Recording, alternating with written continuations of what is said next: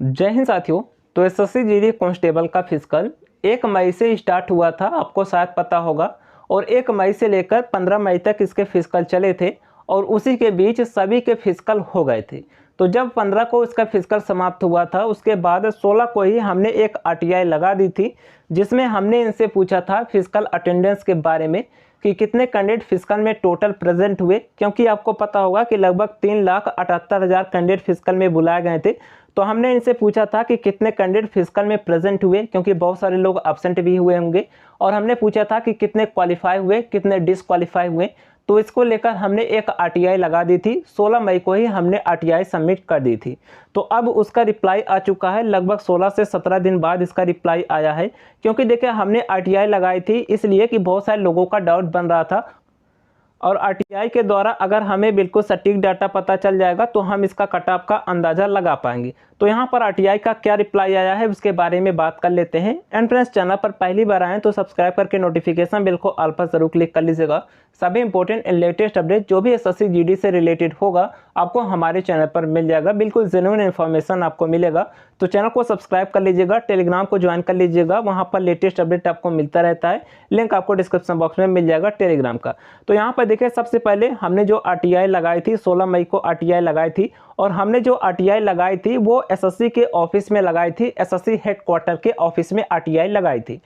क्योंकि vacancy SSC के द्वारा निकाली गई है, किंतु आपको पता होगा कि फिजिकल जो इसका कंडक्ट करा रहा है वो सीआरपीएफ करा रहा है। तो हमने आरटीआई तो फिजिकल समाप्त होने के बाद लगाई थी, इसलिए हमने एसएससी के हेडक्वार्टर में आरटीआई लगाई थी। और यहीं से रिप्लाई भी मिलता है। कई बार का आरटीआई का स्टेटस देखे, चाहे हम सीपीओ के अटेंडेंस के बारे में बात करें या फिर एसएससी का जो एग्जाम हुआ था सीबीटी बेस, उसके बारे में बात करें, उनका रिप्लाई इसी हेडक्वार्टर से आता है आरटीआई का। तो इसलिए हमने इसी हेडक्वार्टर में लगाया था। किंतु यहाँ पर देखिए, पहले तो 31 मई को, 15 मई तक तो इनका कोई भी रिस्पॉन्स नहीं आया। 31 मई को इन्होंने जो है ये फॉरवर्ड कर दिया था सीआरपीएफ को। इनके पास लगता है कोई डाटा नहीं था 31 मई तक, इसलिए इन्होंने जो फॉरवर्ड कर दिया था वो सीआरपीएफ को फॉरवर्ड कर दिया था। और हमें न्यू रजिस्ट्रेशन नंबर दिया गया था कि आप इस रजिस्ट्रेशन नंबर से अपने आरटीआई का स्टेटस देखिए, क्योंकि हमारे पास जो है एसएससी के पास अभी इससे रिलेटेड कोई भी डेटा नहीं है। तो इन्होंने न्यू यहाँ पर रजिस्ट्रेशन नंबर दिया था। अब इस रजिस्ट्रेशन नंबर से हमने स्टेटस चेक किया तो यहाँ पर देखिए, इनका जो ये फॉरवर्ड किया गया था ये 31 को किया गया था। और उसके 2 दिन के बाद ही सीआरपीएफ के द्वारा फाइनल अभी रिप्लाई आ चुका है। और रिप्लाई में क्या आया है यहाँ पर आप देख सकते हैं। रिप्लाई में इन्होंने आरटीआई को रिजेक्ट कर दिया है। और यहाँ पर इन्होंने जो रिजेक्शन बताया है वो सेक्शन 24 बताया है कि सेक्शन 24 के तहत हम आपको नहीं बता सकते कि यहाँ पर कितने कैंडिडेट प्रेजेंट हुए, कितने एब्सेंट हुए, कितने क्वालिफाई हुए एंड कितने डिसक्वालीफाई हुए। और इन्होंने यहाँ पर देख सकते हैं बहुत सारा यहाँ पर लिखा है सेक्शन 24 के बारे में कि इस तरीके से कानून है, इस तरीके से हम आपको नहीं बता सकते, क्योंकि सीआरपीएफ जो है वो कोई एग्जाम कराने वाली एजेंसी नहीं है। आपको पता होगा कि सीआरपीएफ जो है वो एक फोर्स है, वो कोई एजेंसी नहीं है, इसलिए वो आरटीआई का रिप्लाई नहीं दे सकती।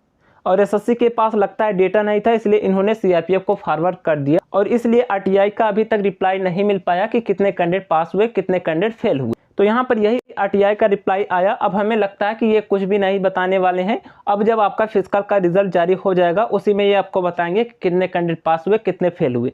देखिए, सीआरपीएफ तो नहीं बताएगा, ये हमें पहले भी पता था, इसलिए हमने डायरेक्ट सीआरपीएफ को नहीं लगाया था। अगर लगाना होता तो हम डायरेक्ट यहीं लगा देते, क्योंकि हमें पता था कि सीआरपीएफ के द्वारा रिप्लाई नहीं आएगा, क्योंकि सीआरपीएफ एक फोर्स है। उनके पास बहुत सारे डाटा होते हैं, जैसे कहाँ पर सीआरपीएफ काम कर रहे हैं, तो वो सब जो है उनके पास आरटीआई जाता है, इसलिए हमने सीआरपीएफ को नहीं लगाया था। किंतु एसएससी के पास अभी डेटा लगता है नहीं पहुंचा, इसलिए इन्होंने सीआरपीएफ को फॉरवर्ड कर दिया था। तो यहाँ पर अभी तक कोई रिप्लाई नहीं आया। अब जब फिजिकल का रिजल्ट आ जाएगा तो ही लगता है आपको देखने को मिलेगा कितने पास हुए, कितने फेल हुए।